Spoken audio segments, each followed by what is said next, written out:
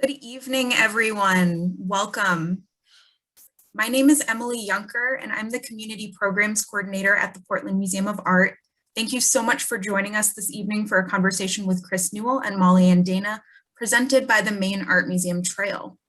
While we are not all together physically this evening, I do want to take a moment to acknowledge that the Portland Museum of Art occupies land in the land of the Dawn that was and still is inhabited by the Wabanaki peoples, including the Abenaki, Maliseet, Micmac, Passamaquoddy, and Penobscot nations in what is known today as Maine. Again, thank you all for joining us this evening. I'm going to turn it over to Chris. Take it away, Chris. All right, many thanks, Emily, and thanks to the Museum Art Trail for hosting this discussion here today. And for those that don't know me, I am Chris Newell. I am the Executive Director and Senior Partner to Wabanaki Nations for the Abbe Museum, one of the Maine Art Museum Trail partners. I am also a Passamaquoddy tribal citizen, born and raised in Madocnagook, and definitely a native of the state of Maine as well. And I would like to introduce you to our guests here today for our conversation, and that is Penobscot Tribal Ambassador Maulian Dana. Maulian comes from Indian Island, where the Penobscot Nation is located. She's formerly served on tribal council. She's also served for the tribe as Human Resources Director in the past. She's an author, the author of Through These Eyes, Poetry of a Penobscot Woman. And as I said, currently serving as the Penobscot Tribal Ambassador. And we'll be talking about that a little bit more. And I also want to add, among the many other accomplishments that she's known for and awards she's been given, she's also currently co-chairing the Permanent Commission on the Status of Racial, Indigenous, and Tribal Populations. So welcome, Maulian. Thank you, Chris. Great to see you. Always good to see you. We've been working on a lot of the things that make our experiences in Maine better. That's a lot of what motivates us here today. It's interesting. A lot of these conversations that the the Art Museum Trail has been putting together, have been focused on art museums. And we're here today talking with you. And I didn't list off in your biography that you're an artist. My first question, I think that folks would probably wonder why. Is why Maulian Dana for this conversation? How does art impact your life? You have any stories? I think that art is really woven into our culture as Indigenous people, and I am absolutely not an artist. And I think I was sharing with you yesterday, at an early age, I didn't live on the reservation until I was like 8, I believe. So we lived in Dedham, Maine. And I had a birthday party. I think I was turning 6 or 7. And my father, Abbe Dana, who is a very amazing, well-known Penobscot artisan, he set up little kits for my birthday party with all my little friends from school to make the ash and sweetgrass bookmarks that look like a star, and then they have a stem. So I sat down all excited to make bookmarks with my friends for my birthday, and I was really happy to share art and culture with them. Living away from the reservation and the tribe, I think you want to bring pieces of that culture. Even at a young age, I knew I was different from these kids, but this was a way we could share something together, and it felt really special. And it felt really special until I couldn't make the bookmark. And I was the only kid that couldn't figure it out. I would get them all kind of stacked up and start weaving my little sweetgrass. And my father's teaching style is such that he would put it together perfectly for me, and then he would take it all apart and say, now you do it. So it wasn't like, I'll guide you through this with me actually doing it and then let you have it. It was, you're going to start from scratch. I've shown you how to do it. So figure it out. And I gave up and couldn't figure it out. And I remember thinking, here's this thing that makes me special, and I'm Penobscot, I'm native, and I can't do it, and these other kids can. So I learned at an early age to think about other ways that I could express my pride as an Indigenous person besides art. And my family is all super talented. My siblings can all draw, and my sister is also a very great basket maker. Obviously, my dad has a lot going on with art. But I haven't had that talent. And I think it's caused me to expand my thinking around how art and culture interact, and it expands my idea of what is art. You know, dancing and singing and drumming. I've come to love those things and can do those things. So I feel like that's a way I can experience my art as an Indigenous person that's not so hands-on and tough for me. And I'm sympathetic to that as as a Passamaquoddy, growing up around basket makers and all my grandmother's friends being basket makers and not knowing how to make a basket myself. As you wonder, do you pull your Passamaquoddy card at that point? But there's other ways of expression that are far beyond what the non-native population is commonly used to seeing, and it's true that art and culture intersect in many different ways, and it has always, for our ancestors as well. Full disclosure, Maulian and myself are both known in Wabanaki territory as someone's kid, because we have fathers that have done great work, in their respective roles, and both extremely good educators as well along this line. And both of them have their own expressions of art. My father with spoken word and music, and your dad with the multiple talents of artwork that he does. So there's something to be said for how it intersected with both of our lives, just being raised in those types of environments with those types of representation in it. So once again, we'll bring it back to the Maine Art Museum Trail. The Maine Art Museum Trail is basically art museums mainly, but it does include the Abbe Museum. But the Abbe Museum kind of stands a little bit different, in the content, of course. So how does the Abbe fit into that idea of, a member of the Art Museum Trail? And in what ways do you see the Abbe as something that's different from the other museums on the trail? I'm really pleased with the direction that the Abbe Museum has gone into. I think having a Passamaquoddy in a leadership role is so significant in this, space of museums. And I think it plays a really important role. We can have museums that feature Wabanaki content, and that's wonderful. And I'm sure they're doing a great job of providing context and all of that. But having a museum that is, more like sharing an experience and inviting people in to learn about the culture from the descendants of those ancestors that, were stewards of the whole state of Maine. I think that that's something really, really powerful. And my older daughter, Carmela, has had her artwork in the Abbe through the kids' art show. So going there with her to see her work on display, and then, walking through together and talking about the people in the pictures that we know. And, we know a lot of the artists that are making the baskets. There's a pair of my father's sneakers in there from the Katahdin 100 Sacred Run. There was work about the mascot removal that we were able to look at together. So having tribal people tell the stories is so uplifting and powerful, especially for our youth, I think, talking about representation and seeing themselves reflected in art and in these spaces that people really value, I think is super important. Yeah, you're finding kindred spirit here. In fact, the Wabanaki Student Art Show, we're putting that together right now, and it's the favorite event of the team at the Abbe, everybody there, and mine as well. Because I can think back to my childhood. And if I had the opportunity, to have a piece of art that I made, in Madokmiguk at school, appear in a Smithsonian affiliate, museum. What a big thrill that is,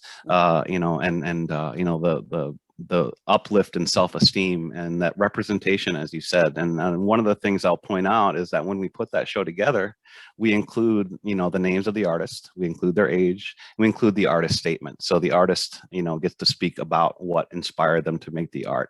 So in that way, we're not showing just art from people that are long, been gone. And sometimes the way native art has been collected has been to forget the names of the artists. And when we present, we want to make sure we include all of that information, because it's so, inclusive of every everything that encompasses who we are as people. And it's so important for your daughters to go in that space and to feel like it's a home away from home, for me as executive director. So, I mean, that's a lot of the direction that I'm going to continue to work towards. Yeah, and so we talked a little bit about art and culture. The same? Are they different? My next question would be thinking just home, where you grew up and the people you grew up around. And you don't have to limit this to Penobscot arts, but the way I framed the question was what are your favorite Penobscot arts, and who are your favorite Penobscot artists? So the fact that I'm so bad at art makes me really appreciate it. The care and the hours that go into making an ash basket or a birch bark basket, or a painting on a drum, or even the drum itself. And I grew up, as we've talked about, with my father, Barry Dana, who is obviously probably my favorite artist. And it was always from a very functional place. As I was a kid, it was like, if you want a drum for your ceremony, you harvest a moose and you create the drum, and you stretch the hide and you scrape it and you cut the lacings. And I was seeing a lot of art come together just with the understanding that this is how you live. If you want a canoe, why not make it out of birch bark as a community project? At my house, we would have teenage boys from Indian Island, down in Dedham, making a birch bark canoe with my dad. So I remember, I probably had a fuzzy line of what was art and what was culture, because it all was very connected for me. And it was all about, the tools that you have to function as a Penobscot person, as a Wabanaki person, Indigenous person. If you really want to embrace this way of life, you learn how to create. And I'm really, in awe of a lot of our basket makers. My mother-in-law, Kim Bryan, is a masterful basket maker with ash, just the intricate weavings, the corn and pineapple and different things that I'm always in awe of that. My father and my uncle Butch Phillips do the etching on birch bark. So they take the winter bark and they'll etch away, using water, and make just really intricate pictures on birch bark with just like a scraping tool. So I find that, just amazing as well. And I'm also super inspired by Geo Neptune and their creations. We go way back, but we're Facebook friends, and that's how I often see them now. And the pictures of the work they're doing it blows my mind, and bringing in that perspective of a Wabanaki two-spirit person, I think is really a game changer. And I know that, by combining that perspective with their art, they are definitely helping kids and a lot of Wabanaki people, I'm sure. So those are some things that are inspiring me. Yeah, and Geo, of course, is a former employee, curator of education at the Abbe. They are a tremendous artist, and they were our featured speaker for our annual meeting last year, and got to talk about the two-spirit identity and really educate about that. And it was such a beautiful thing, and I can tell you without giving details that Geo is not done, and there are some serious things in the works. So pay attention. You'll be seeing that name again. So we're going to move along. We're going to go to the next topic here and move on to representation. There's been some things happen in the world, but first I want to just kind of start off a little bit in the general area here. What is the idea of representation for you as Wabanakis or Penobscot or just Native peoples? What does that encompass in the arts, and why does it matter? Because sometimes what we call Native art isn't always Native created, right? So there's something to be said there. So I mean, what is it that defines Native or Wabanaki representation in the arts, and why does it matter? I tell this story a lot to kind of, get grounded in this question. And as a child, I was kind of an anxious, nervous child. And, my bookmark story, I was, I was a little chaotic at times. But I remember taking so much comfort in my culture and knowing that I'm an Indigenous person. That makes me special. That brings me joy. That makes me feel like I'm rooted in the ground. And I remember watching Walt Disney's Peter Pan as a very young person, and the depictions of Indians in that movie are just so stereotypical and over the top and insulting and offensive. And I remember thinking for the first time, this, I'm in conflict. This is how I see myself. I can recognize that this is how everybody else sees me. And that feels weird because they don't match up. And then, throughout my life, dealing with the Indian sports mascots and a lot of activism around that, it's a lot of those same feelings. It's somebody is taking something from you, misrepresenting you, and you have no power to stop it. And it causes a lot of conflict in youth, and that causes a lot of harm. So I think a lot of those things translate to the art world. I think it's so important for Indigenous people to see authentic, accurate, respectful reflections of ourselves in art and museums, especially when it's claiming Wabanaki heritage and roots and authenticity. A lot of people think, well, I really like beaded earrings, so I'm going to make those in the style of Indigenous people and sell them. And that might seem harmless. They just say, well, I appreciate it. It's so beautiful, so I'm going to do it too. But what you don't always think about is how that is kind of taking the rug out from Wabanaki people that are doing this work, that are trying to make up for, all of this economic depression and just the intergenerational trauma and the trauma of not being allowed to practice our culture for so long, to have somebody come in, slap some beads together and say, this is a Wabanaki inspired product or an Indian inspired product. I think it's the same thing as somebody putting on a t-shirt for a sports team and saying, I'm an Indian now. It's that sense of like, they can take that t-shirt off, they can stop selling those earrings. We can't change who we are at our core. And we don't just get to embrace the good things and the beautiful things. We live with some of the sad statistics, the higher rates of disease and addiction and all of these cycles of dysfunction that have been rippling effects of that initial colonization and subsequent attempted genocide. So all of these things are very much connected, and representation is such a huge part of it because, we need to be visible in our homeland, and any erasure of who we are, even if it seems innocent or well-intentioned, is extremely harmful.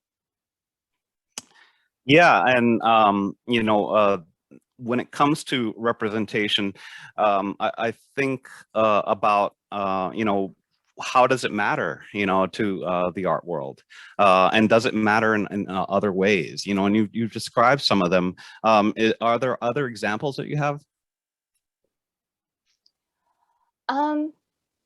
I think, overall, the idea of accuracy and being genuine and being visible and present as Wabanaki people, we aren't often represented in a lot of spaces, and that's kind of just the nature of there's not that many of us. So that points to, that massive loss of life, land, and resources that our people have undergone. So the tribal nations that are here and practicing our culture, I think really need to stand firm and be respected in all aspects, and especially in our art and culture. Yeah, and I almost lost this question here, but it just came back to me. When it comes to the thought of the rug being pulled out, right? This is not something that is brand new, right? This is something that has been going on in American culture for quite a long time, dating back to the 19th century of basically appropriating Native arts and selling them for profit. It wasn't until the 1990s that we finally got a federal law that at least put a truth in advertising, the Indian Arts and Crafts Act, that put some level of protection, at least, not a whole lot. But we're talking, we were both born into eras where our parents' art could be taken, stolen, appropriated, and sold, and there was no recourse for them. So this is not something that is ancient history. This is something that's very much part of our parents' lives, and something that we grew up into as well, and still exists today. And we see it pop up all the time. I mean, at Etsy shops and places like that. Yes, it does affect the artists, to take what is left out of what has been taken over the last century and a half is an amazing amazingly harmful thing to do, in a lot of ways. So why do this work? Why speak out on representation? Why does it matter? A lot of folks might wonder about that, because it would seem sometimes as if it's thankless. Where's the payoff? What are we trying to accomplish here? It's a lot of work, and it's I've been at this for over 20 years now. I started activism around Indian mascots when I was in high school, and I was so negatively affected by seeing them, watching Skowhegan Indians playing the Nokomis Warriors when I was like 16 or 17 years old. And every cheerleader, person in the fan, everybody had fake feathers on, fake war paint, and they're, doing this. And, that's hard for young people. So I was able to be mentored by some adults that kind of, pushed me in the right direction to talk to my peers on other schools that were using these mascots. And that, led me down a path where I felt empowered to speak out about this. And that path has been scary and hard and felt very thankless at times. We had a huge victory with the state of Maine banning Indian mascots, but we had a lot of setbacks before that. A setback can be a vote that doesn't go your way. It can be, just a really frustrating time, or it could be people threatening you or being very racist to you, or, you're fearing for your safety and well-being. And that's hard. I had a person come up to me and say, I'm just as Indian as you are, and Skowhegan is my tribe. So kind of like, thinking about the psychology around that, and also not letting your spirit be harmed by a lot of these things is really tough work. And I think it took me decades to learn how to do it well, and to connect with people and share humanity, and to not lash out, and to process all of the ugliness in a world in a way where it didn't break down my spirit.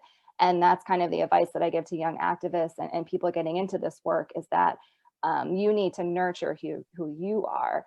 And I think Indigenous people, we have such a mixed bag because we have so much to reflect on constantly, because we're always reminded of the trauma of our past and what our ancestors went through. There's also, the proof that, the fact that we exist is proof of that resilience that is in our DNA and veins, as well as those ancestors. So we remain here. And I guess that is what gives a lot of us strength to keep working. And I know that my work definitely became a lot more serious when I had children, because I could envision what I would want them to grow up in. And the fact, my kids are 12 and 14. So my older daughter will start high school next year, and she'll go to high school in a state that has no Indian mascots. So I'm sure that both of them will face racism in different forms, but they won't be harmed by that. And that is something a lot of us worked really hard on and accomplished together. So I think having goalposts and celebrating those small victories is a huge part of it. And knowing that our ancestors were silenced in such ugly and systemic ways, that the fact that we have a voice and people care what we have to say is something that I don't ever take for granted. Hmm. Yeah, and you know, I've had my own life experiences that have shaped my understanding of this, and one of the things I'll highlight is that you talked a lot about ancestors, and then you also talked about your own children, and you know, that's one of the approaches that I take, and I think a lot of Wabanakis take within the state, is that we're multi-generational in the way we think about these things, you know, because our histories, you know, date back over 12,000 years, and high school mascots have been in the state less than 100 years. So therefore, you know, which one, you know, is the accurate representation is of course the 12,000 years. And we don't want our children to have the same experiences that we grew up having, you know, and we're always looking to make a better world. You know, which kind of leads me to my next question as we segue into education. You know, recently you wrote an op-ed about a politician making some rather uninformed comments, I guess you could say, about U.S. history, and that's a mild way to put it. And another way to put it, they were in a complete form of erasure, a continuation of you know, the cultural genocide and the erasure of the harms that have been done to Native people with the way that he expressed himself. You know, so I wonder, I'm just going to open it up to you to talk about that really quickly, you know, talk about what set it up, what your thoughts were, you know, surrounding it. And let's talk about education a little bit. Yes, thank you for bringing that up. So former US Senator and current CNN commentator Rick Santorum made some comments at a conservative youth conference about, you know, how great America is. And he made the comment that America was built from nothing. And he said, there's Native Americans, I'm paraphrasing, you know, there's Native Americans, but none of that culture is left in American culture. And it's so disturbing on so many levels because, you know, obviously we are still here. Obviously, our ancestors made so many contributions. You know, the NCAI president shared a statement talking about those contributions. You know, where would America be if Indigenous people didn't teach everyone how to cultivate tobacco and corn and these crops and, you know, cotton. So I think you can't erase any of that.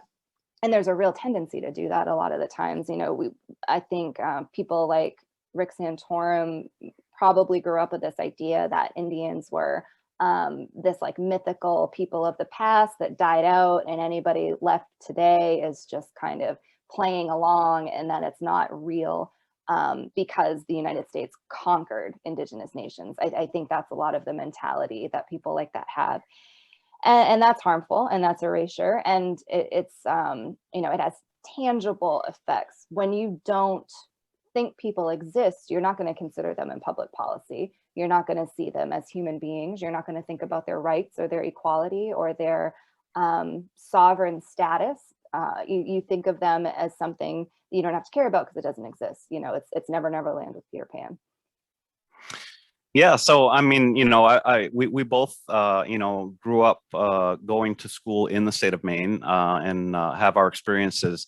And, you know, and thinking about, you know, Rick Santorum's comments and basically the, you know, the narrative of, you know, a blank slate, that nothing was here, you know, all of that is kind of, has really been built into the narrative, or what we call in social studies, the master narrative of the story of America.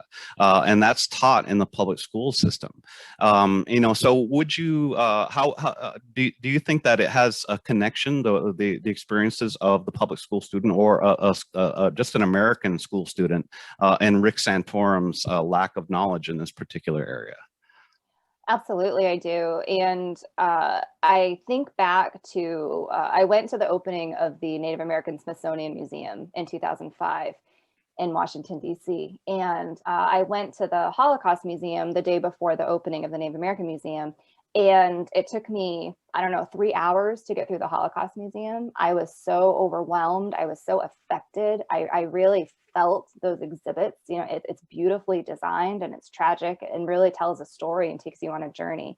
So I was worried about being extra overwhelmed with the Native American Museum because that is, you know, personal, and it's who we are. And I was thinking about the genocide that happened right here. And the Native American Museum, you know, there wasn't much in it. It was very surface and superficial, and it had some beautiful baskets and paintings and things on display, but it didn't tell a story. And I walked away from that experience thinking that America has a real problem with being the bad guy and telling the full story. We can acknowledge horrible genocidal things as long as they weren't on us and on our hands in America. So I think that permeates a lot of the systems in our culture, and especially the education system. I think in public school, you get a very basic, these are the wars that we've fought in. You know, America started with the Pilgrims and Thanksgiving, and you know, Native Americans are mentioned for their wigwams and teepees and where they were, you know, were, everything's past tense. So I think that education is super important. And in a lot of my work, I've come to see that a lot of people don't even know they're still tribal people in Maine, much, you know, much less that we have rights and needs and voices and different communities. And we're, you know, still here doing things and a modern day contribution. So it's definitely lacking. You know, so that brings me back to museums, you know, so museums have a role here. And, you know, what would you imagine in a future world, you know, how museums can contribute to, you know, undoing some of the negative effects of the educational experience of, you know, from their school days? Yeah, I think embracing the truth about history and modern day. I think telling a full story, even if it's uncomfortable. And I think we're all having to do a bit of soul searching lately, especially around race and equity in America. And a lot of the conversations that we might have to have with ourselves or others aren't going to feel great. And on the other side of that is a much more united and peaceful world. It's just tough to get there. And I think museums absolutely play a role because, you know, you can show a beautiful basket or a painting or, you know, a Wabanaki piece. And that's such an opportunity to tell the full story of that and give the context and talk about the years when, you know, Wabanaki artists weren't able to do this because, you know, our religion was outlawed. You know, we couldn't practice spirituality, and that is intertwined into our art and culture. So I think, you know, we talk a lot about decolonizing, but I think the decolonization of, you know, these different systems, and even if you can't get there or you think you're doing it wrong, take some steps in the right direction to tell a fuller story. Yeah, and you know, one of the things I'll echo, you know, oftentimes, you know, the pushback you would get is, you know, you're just trying to make somebody feel guilty, you know, that you're using these hard histories as a weapon of guilt. And my response to that is constantly that, you know, these are things that human beings did in the past here, you know, and we are all here now, and we all have to exist here in this space together going forward. And if we don't learn the hard lessons of where we as human beings went wrong, we're going to continue to perpetuate them going in the future. So learning those histories is really beneficial because it teaches us what not to do going forward, and how to actually exist, you know, in a sustainable way.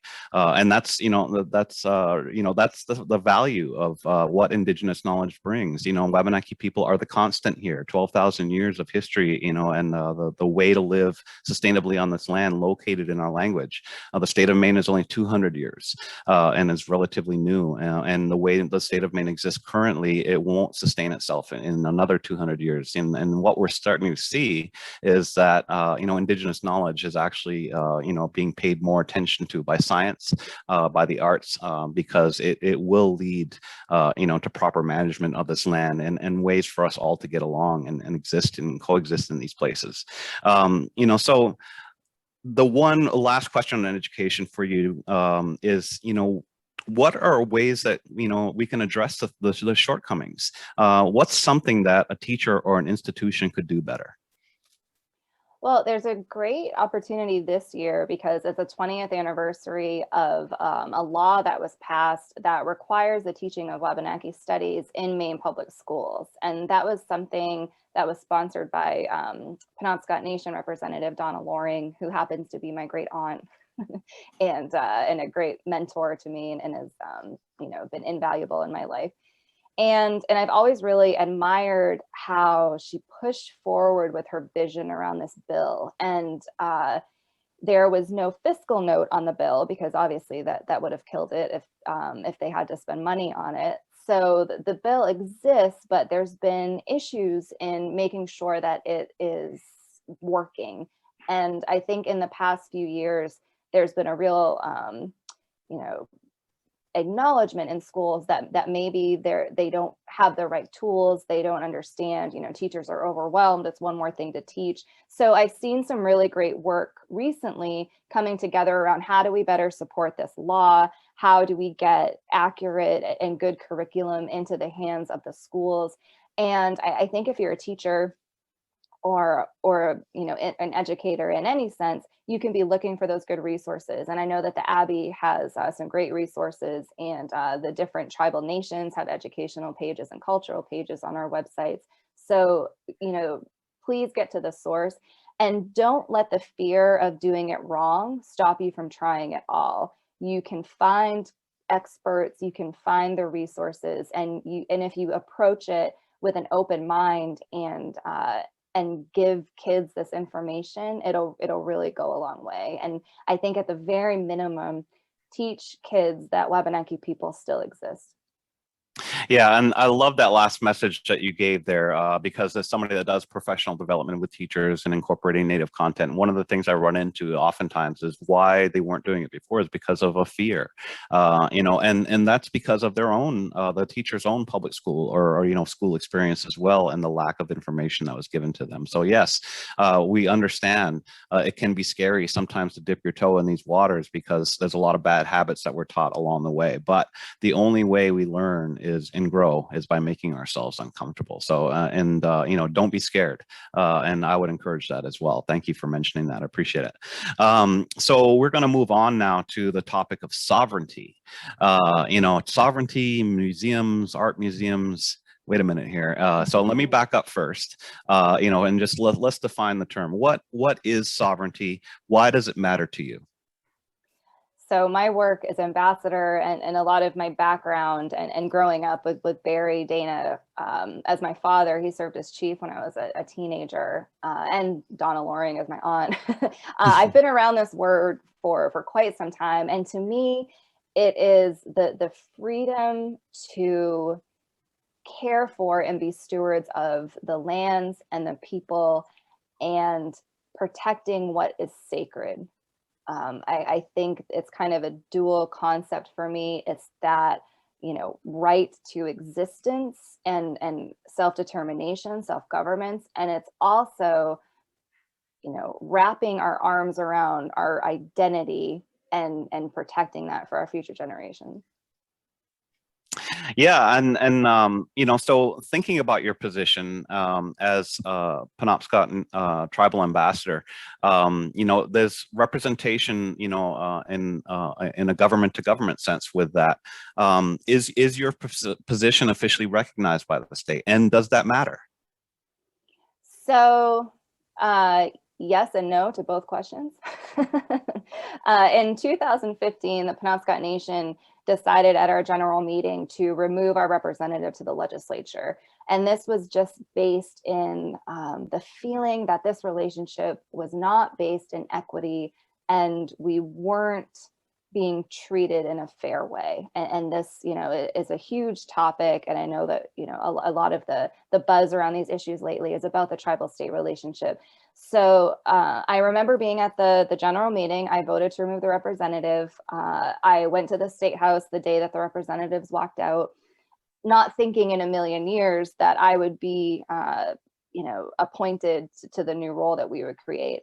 So I was appointed by the Chief and Council in 2017, And Governor LePage was still the governor, and I'm the first one to hold the ambassador position because it is trying to fill that hole of representation, but in a different way. So the idea behind this position is it kind of acts more like a sovereign. It's coming to the table without sitting in the chamber. And the tribal reps have sat in the chamber for a very long time, but haven't had a vote. And some people think that's unfair and push to get a vote. But where the tribes are coming from is that if we vote, that puts us on level with other municipalities, and we're not municipalities, we're sovereign tribal nations. And then there's the issue of double representation because we are in districts already covered by representatives. So it's definitely complicated, and I'm, often testifying and working in Augusta and now in Zoom spaces with legislative committees and members. So I'm definitely not officially recognized as a state of Maine, position, but I think the ambassador title and the kind of official status from the tribal nation has been fairly respected by the state. I love that. And for those that don't know, Maine is the only state in this country that has Native representation in the state legislature. But since the 19th century, Passamaquoddies and Penobscots off and on have had representatives, but it has been at the rule, the state created position. So which is much different than the tribal ambassador position you hold, which is created by the tribe itself, and the tribe defines your role you define it as well, rather than the state defining what your job is and how much power you have and things of that sort. But yeah, getting a state government to recognize something brand new like this, I'm sure has its struggles.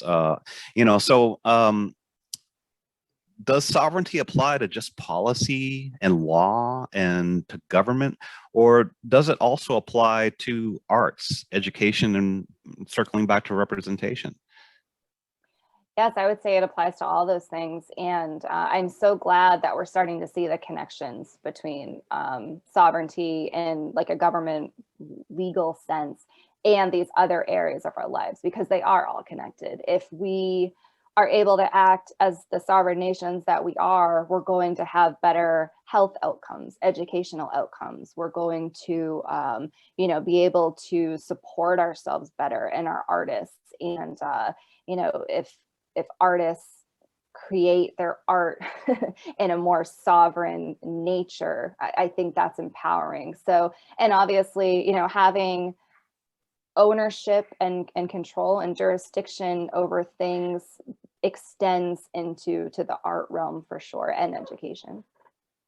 Yeah, and I mean, it really, to have that power sharing that is kind of necessary for proper representation and education to happen, and that's something that the Abbe has been working at, and we continue to work at. And that's one of the major changes, I think, with the direction of the Abbe, is that we're now majority Wabanaki governed at the board level, and now with a Wabanaki executive director. In a way, this is a colonial institution, the Abbe Museum, where Wabanaki tribes are now sharing power and exerting a level of sovereignty over the content of the museum. And in fact, it's part of our guidelines that we cannot create content without Wabanaki curation. So that's an important step for all museums to make going forward, for sure. For those of you that are watching, I just want to let you know we're going to be going into Q&A very shortly. I'm going to ask Maulian one more question, but I want to give you some time to load up some questions into the Q&A for those that would like to on anything that we've been talking about. The last question I have for you is, what are some of the issues you're currently working on now? So probably the largest issue that tribal governments have been working on in a state legislature standpoint is amending the 1980 Maine Indian Land Claims Settlement Act.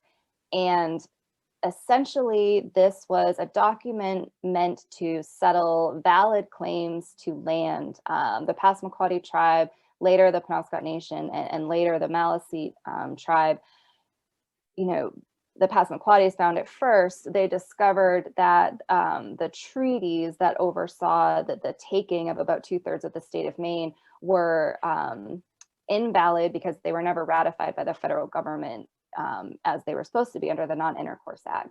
So there was a rush to get something in place. It got put in place. There's a whole lot of backstory. And the document settled the claims to land. The tribes were able to buy back land from the federal government, but it took it a step further and placed a lot of jurisdictional control from the state of Maine over the tribal nations. And it also blocked us from accessing federal legislation, even though we're federally recognized tribes. So the state and the tribes came together. The state took the initiative in the 129th legislature in 2019, invited the tribal chiefs to sit on a task force through, I think it was 6 meetings. They met, talked about federal Indian law, talked about the Land Claim Settlement Act, talked about all the areas where it was causing tension and not working. And they came up with a set of 22 recommendations that was subsequently put into a large omnibus bill to move through the legislative process. And as of today, we are still moving very slowly. The first version of the bill was stopped by the pandemic. We did get a vote out of the Judiciary Committee. We have a new version that just today they voted to table it and carry it over into the next part of the legislative session, which will kick off in January. And you know, it's a very deeply ingrained system we are looking at. It's been 40 years of, you know, going to this law as kind of the end all be all for dealing with the tribes in Maine at the state level. So it's been a lot of work, overcoming a lot of the barriers and understanding, overcoming a lot of the fears, and sending out the message that this is about equity, not special rights. Yeah, truly. You know, and as somebody, you know, my father is one of those people that were in the negotiating. I can tell you that the jurisdiction language was something that was, you know, additions that were put in at the very, very end in a very, very short amount of time, and not all of that language was fully vetted before it went in there. So if people wondering why would they agree to it? Well, there's reasons why. There was basically a time clock, and you know, Ronald Reagan had a very real threat to veto it, and had he done so, it may not have made it through the legislature, and there were other methods that we could have used, but it would have resulted in none of the settlement of, you know, proper settlement of the land claim first off, you know, and so there's this good and bad that came with the settlement, of course. And you know, people will talk about it, but you know, what was intended versus what we ended up with 40 years later, you know, there's two different sides to this, and the task force has done a great job of kind of meeting in the middle, and that's what a lot of folks need to understand, is that these task force agreements are the collaboration. They're the meeting in the middle. You know, this is not you know, a full, you know, undoing of the Settlement Act as they're written. So we have some questions that have popped up here, and thank you so much, ladies and gentlemen, for interacting with us. And the first question is, what does authentic allyship look like to you in Maine, or whether you live there or visit regularly? That's a great question. And it's something that I've been talking about a lot lately. A lot of people want to know how to do allyship right. And I always say, if you're asking that question, you're more than halfway there, because it means that you are aware that there's a way to do it wrong. I think a lot of people might plow into communities of color or marginalized communities and have really great intentions about using their privilege, but they kind of step over the oppressed group and speak for them. And I think the right way to do it is to elevate the voices that you're trying to help. And that can be hard. That can mean stepping back and asking them how they feel. And maybe you might disagree with something, and instead of speaking over them, you figure out why they feel that way. And I think a lot of people come into these situations with really good energy, and the best way to use that energy in a way that's meaningful and good for everyone is to be in kind of constant communication with the group that you are being an ally to.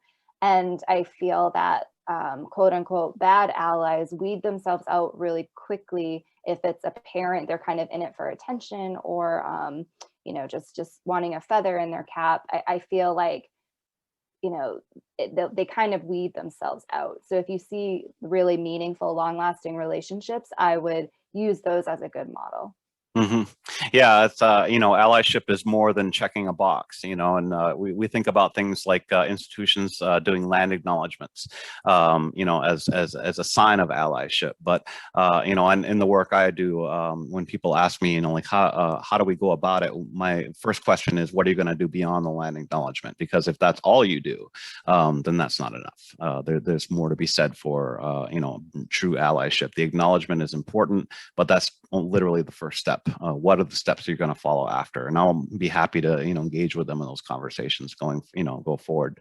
Next question we have, this may be, this is actually kind of both in both our parks here. Can you provide your perspectives on what it means to be equitable collaborators around this work, especially in museums? I can talk from the Abbe's point of view on how we're approaching it, but yeah. So, yeah. So, I mean, especially in museums, that kind of falls, you know, as a museum executive director. Equitable work requires that if we are going to host the arts, cultures, and histories of Wabanaki peoples in Bar Harbor, you know, Wabanaki territory, but you know, not really adjacent to you know, the current living Wabanaki communities, then not only are we to educate there in the building, we must be giving of ourselves back to the community. You know, so, you know, things should happen in the future. Say, for instance, we hire somebody to come to the Abbe Museum and, you know, do a demonstration, you know, an art demonstration of some sort, you know, and then that serves, you know, the museum quite well. It serves our mission. The local people in Bar Harbor can come and see, but, you know, we don't have the same type of representation sometimes happening in our own communities. And so one of the things I would hope to do in the future is that when we create contracts for artists to come and do demonstrations at the Abbe, that part of the contract will also offer an option for them to go back home to their home community and to do the same thing for you know, multiple generations there. You know, so that's you know, the Abbe giving of itself, making sure that these artists are adequately compensated, not having to give freely of themselves, and the education is happening first person, not through the interpretation of the Abbe, and it goes right back into the community itself. So that's one of the ways, you know, equity happens. You have to be willing to give back and give of yourself as an institution, you know, if you really want to make that type of collaboration possible. Let's see, a lot of love for Maulian and Chris here. Thank you, Mark. I appreciate that. His question, though, is why did the bill get tabled? How do we move it forward? And would you like to see museums help in the education initiatives? So the bill is tabled, I think a few reasons. Timing being one of them. The legislative atmosphere right now is very chaotic. We're nearing the end of session, and the very large bill came out of the revisor's office just last week. And this was something that was out of our control, and it is nearly identical to the last version of the bill, but we have a lot of new faces on the Judiciary Committee, and we were, you know, told that this would probably take a little time to get everybody working through this very long bill. So it's frustrating because we have a lot of great momentum, a lot of great energy, and part of my work this summer and fall will be keeping that energy and that momentum as we go into the next session. And I can make a little plug for Wabanaki Alliance, which is our 501c4. And if you follow our webpage, we'll be giving you know, email prompts and kind of updates on where we're at through the downtime. Yeah, and that's a great, you know, if you as a museum are looking for resources on what is happening, the Wabanaki Alliance is formed, you know, just, you know, basically for this purpose, you know, to serve as a body for the Wabanaki tribes in general, and especially moving these forward and providing education, you know, so that's a great resource. So Next question I have is from Sarah. Welcome the opportunity to teach our children more hands-on cultural art experiences. Are there artists we can be put in touch with? And thank you for the conversation. So yeah, I mean, this is probably something you could think of, you know, you grew up in this type of life with somebody that did this, you know, so, you know, but there's definitely many artists that are working in this realm. I mean, definitely plug your favorites if you want to. Yeah, my dad, Abbe Dana, he does, well, when schools are in session, he does in-school visits and different learning experiences that are extremely hands-on. Chris Sokolexis, our Tribal Historic Preservation Officer, does some really brilliant work around archaeology and kind of hands-on activities. And I think the Penobscot Nation.org cultural department link on our tribal website has some more resources and artists like that. But my dad does a really great job. Oh, well, thank you for that one. Judith had a question. This one I can answer really quickly for the folks. Where can one discover the indigenous source of the lands one is living on? That's a great question. I get that all the time. There's actually a great project that actually originated with Maine in a partnership with Tribes in Canada, and it culminated in a website called nativeland.ca. So native-land.ca. And if you go there, what it is, it's basically kind of a crowdsourced, and it's been, you know, going for years. And what it does is it takes away the colonial borders of North America, and it places Native peoples. And you can look at it by tribal grouping, you can look at it by language grouping, and you can also look at the map by treaty. And one of the great things about doing that is if you take the layer of, you know, the colonial borders off and you look at how America was actually created, it was actually done by signature on paper. There was no conquering, you know, going on there. There was a lot of paper signing, and you know, along with the other tactics of you know, destroying food supplies and other things that forced the paper signing. And if you look at that map, you'll actually see on the East Coast none of those treaties exist, and that's because our treaties were not with the United States government. It did not exist yet. They were with colonies, they were with commonwealths, and places like that. And actually, the Treaty of Watertown was with what would eventually become the U.S. government, and is actually the first treaty that recognizes the sovereignty of Americans in America. You know, so I always tell people that, you know, the Americans actually owe their sovereignty to the recognition of Wabanaki people. It's actually the opposite of from the way they're typically taught. We are getting down close to the end. I'm going to go down to one last question for you, and then we'll start to wrap it up. Among colonized nations around the world, do you see any potential models for advancing Native people's agency? And their example is the Maori in New Zealand. Do you see other examples that we could learn from here in the States? I think the Maori people in New Zealand is a really great example. I always say if I could be anything else in the world besides Penobscot, I just think they're so cool. And they're doing some really great work. And I think there's a real push around the world to acknowledge Indigenous people, not just for kind of the mythical long ago, you know, tribal looking things, but how our ancestral knowledge can help the world right now. I know you mentioned this earlier, Chris, about, you know, climate work and stuff. So I feel like the progress is being made because of the hard work for so many generations finally getting notice, and finally, you know, everybody else is kind of catching up to some of this Indigenous knowledge that will really help the world as a whole. So it's kind of sad that progress has to look like, you know, somebody else acknowledging what you've known all along, but I feel like that's happening. And in Maine, you know, I feel like, you know, we just haven't ever given up, you know, looking to have our inherent sovereignty acknowledged. And you know, you were talking about your dad way back in 1980, and I have some family members too that were very much in favor of this. And I think it's important to think about, you know, they didn't know they were ever going to get another deal, so they had to do this. And I feel like this probably happened in a lot of places. It was, you know, the oppressed culture saw opportunities to get little things from the conquering culture. So it was in that survival mode that we made these agreements and a lot of these things. And I feel like it's happening all over. There's a reclamation of, we can get back into these, negotiations around these agreements. We can make it work better for ourselves and our communities. And it inspires me all over. And I'm glad to be helping the effort here. And that's such a great note to end on right there. And I would just love to extend my sincere thanks to you, Maulian Dana, for being here today and for using your voice and all the work that you do. I've been a fan of your work since, I very first saw you on Facebook, expressing yourselves, and especially in your mascot work and representation and other things.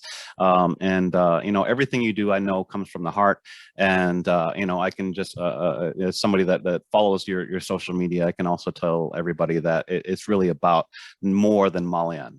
It's about those daughters in her home. It's about their friends, and their children when they grow up and so on and so forth. And so this is, she's authentic as it gets when it comes to her passion for this work. And I really appreciate you taking the time. I know that you have a busy schedule, but this was such an important conversation to have. So thank you so much for being here. I appreciate that so much. Thank you. Thank you both so much. I really can't thank you enough. And I want to thank everybody for attending and joining us this evening. Thank you both so much for your time and for sharing so much with us tonight. I also want to take a moment to remind everyone that the fourth and final conversation in this series is coming up on Tuesday, May 25th, and that you can register for that on the Maine Art Museum Trail website. You can learn a little bit more about it there. But again, thank you so much, everyone. Thank you for your time and have a wonderful evening. See you soon.